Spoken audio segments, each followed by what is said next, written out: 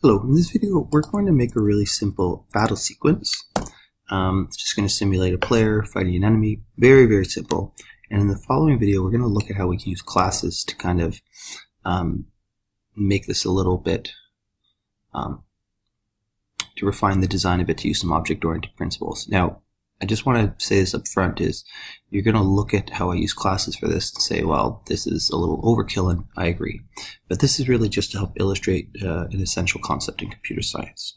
So we have two scanners here. I use one for words, one for numbers. It just helps avoid some technical problems. I have two integer values. This is the health. So I have one for player health and one for enemy health. And then I say, welcome to the battle.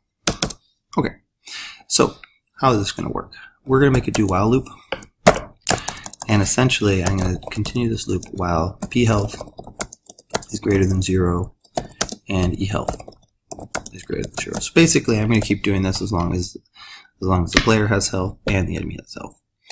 And what is this going to look like? So it's going to be something like system.println, and we say player attack. And now we're going to have a menu we can choose from. So we're going to say something like system.println.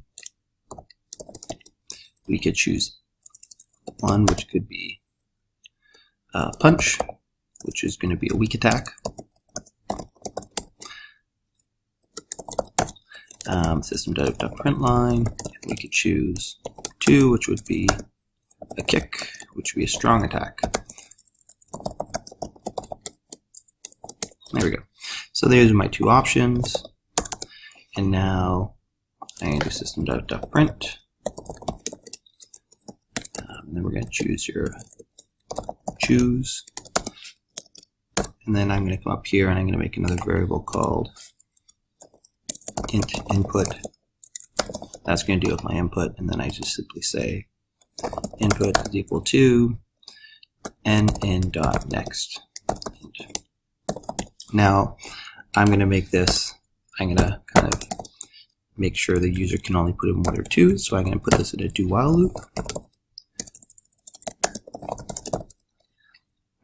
While input is not equal to 1 and input is not equal to 2. So basically we're going to keep running this over and over again as long as the input is not 1 and 2. Okay, so what's going to happen? So once I choose my attack, let's zoom out just a little bit so we can see a bit more of the screen. There we go. I'm going to make another variable called int prob attack. That's going to be equal to 0. And so what I'm going to do is I'm going to generate probability of hit. And actually I'm going to set probability of hit. And I'm going to set damage. So probability attack, int damage attack. So basically what's going to happen is the user is going to choose 1 or 2. And what happens is we say if input is equivalent to 1, meaning they choose the punch, we're going to set the probability of the attack. So prob attack is equal, and we're going to make that a 70% chance that you're going to hit them. Else, and a punch, damage attack is equal to, and we're going to say the damage is a maximum of 30 if you punch. And then we're going to say if for a kick, probability attack is equal to, the kick has a 50% chance of landing, damage attack, but that can do up to a maximum of 50 damage. So notice what we've done here is we haven't actually done any things. We just set up the probability of hit, and we set the damage of hit, or set max damage of hit. So then what we're going to do is we're going to use these two values to generate. So we're going to make 2 more variables. I'm going to make an int called attack. And so what I'm going to do is I'm simply going to generate attack. So attack is equal to int math.random times damage attack. So that's going to give me +1. So what this is going to do is if I come in here and I choose to punch, is going to set damage attack to 30. So this is going to generate a number between 1 and 30. And then I can make it. Oh, I have to charge this. Let me pause and get a battery. Okay, so I got some battery now. So I'm going to make another int called probability. Set that to 0. So this stores the probability of an attack being successful. This stores the maximum damage of an attack. This stores my actual attack damage. And this stores my generated random value to decide if hit has been successful. Okay, so come down here. So now what I'm going to do is I'm going to generate prob, and prob is going to equal to int. I'm going to say math.random, and I'm going to generate a random number between 0 and 100. So this is not perfect. This is actually, yeah, there we go. That's going to give me between 0 and 100. All right, so now I'm just going to say if prob is less than prob attack. Right, so basically I generate some random number between 0 and 100, and if that random number is less than the probability of attack, it means that I've actually hit. So say system.out.println, you have successfully hit for attack damage. And then I'm going to take eHealth equals eHealth minus attack. There we go. Else system.out.println, you missed. Okay, so right now the enemy can't attack me, but let's just run this to make sure it's working. So I give this a whirl. Here it is. What do I want to do? I'm going to punch. You missed. I'm going to punch.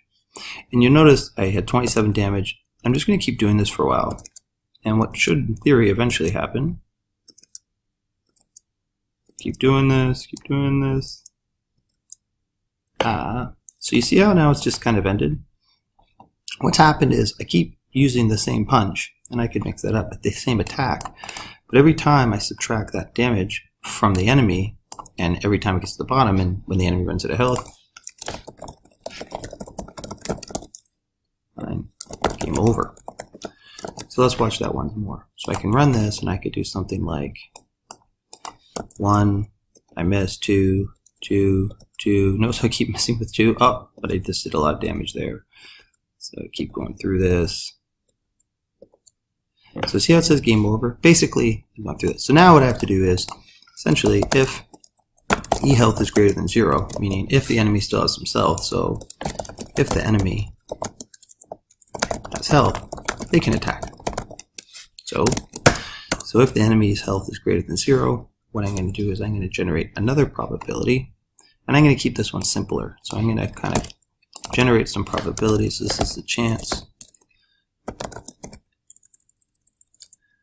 This is to generate chance of hit. And then I say if prob is less than, I don't know, maybe the enemy has a 50% chance of hitting you. We're going to say system.out.println enemy successfully attacks for, now we have to generate some damage, right? So let's use that same attack variable. We can use that again. And I'm going to int math.random. And let's say the enemy can do a maximum of 20 damage, let's just say. So this is going to generate a value of 1 to 20 for plus attack. Okay, there we go. So now I have to say my health, so p health equals p health minus attack. Okay, and else system.out.println enemy missed. Now, I'm not really thinking about the storyline or making this kind of really engaging. I'm just trying to set up a basic fight sequence. What I'm going to do here, though, just to help us visualize this, is I'm going to put some white space in here to help kind of spread it out with a whole bunch of stars. Okay, so watch what happens. So I run this, kind of pops up. I'm going to choose to punch. Oh, that's the wrong way. \n, \n. Let's try this again. Okay, what do I want to choose? I'm going to punch. I successfully hit for 1 damage, and then the enemy misses. And now I choose to put that again. I'm going to try and punch again. 18 damage, the enemy misses. That time the enemy attacks for 6 damage. So all that's happening here is I'm just running this basic loop over and over again, calculating the probabilities, and then doing the damage or not. This is not really set up to be very challenging, quite frankly. Oh, did the enemy beat me that time? Anyways, not really set up ideally for any type of challenge or any type of real gameplay. It's just a basic system. What I might want to do here is I might want to do something like at the end to say if p health is greater than 0, then system.out.println, you win. Right? If e health is greater than 0, system.out.println, you lose. Okay, let's go through this again. So we got a bunch of variables here. These are for taking inputs, I don't take any inputs for strings here, so I don't really need the second one, this first one, but that's okay. This is just a generic input variable. Probability of being attack being successful for the player. This is the damage, maximum damage of an attack for the player. This is the actual attack damage. We use this used for both player and enemy. This is the probability. So it's a generate random variable to decide if the hit has been successful. And we use this for both player and enemy.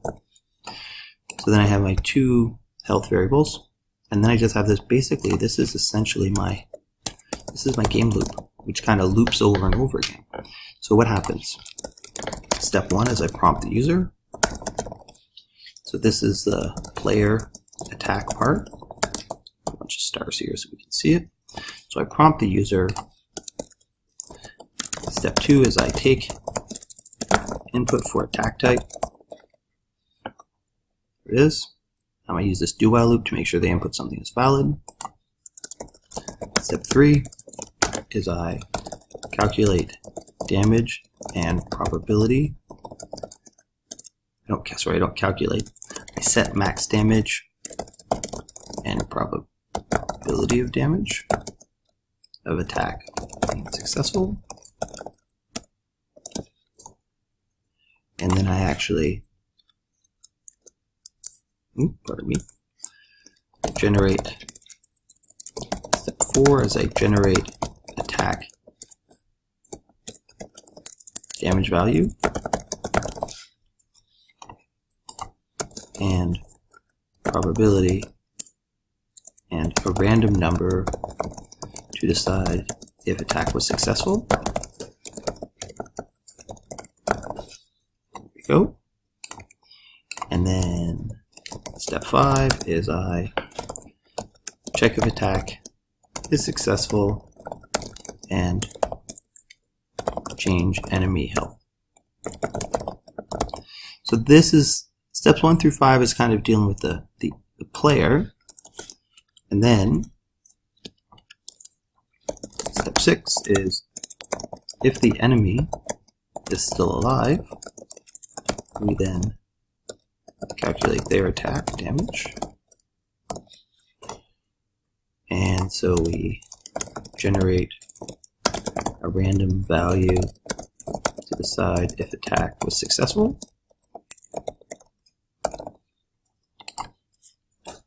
Step 7, let's say. Step 8 is we check if attack is successful.